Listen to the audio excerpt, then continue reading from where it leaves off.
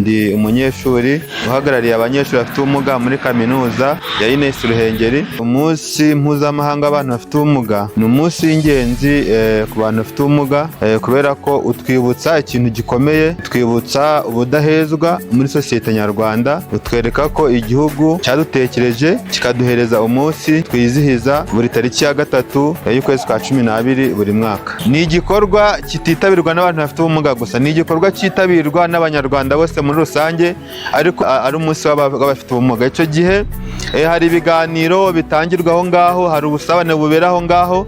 Icyo gihe abana b'abantu badafite ubumuga bahabwa ibyo biganiro, bakumva ko abantu bafite ubumuga ni abantu bashoboye, ndetse natwe tuba duhari tukavuga ibyo twagezeho, bigatuma duhabwa agaciro muri sosiyete nyarwanda, ndetse bigatuma n'imibanire yacu ndetse n'abantu badafite ubumuga dukomeza kugira kubana neza mu buzima bwacu bwa buri munsi.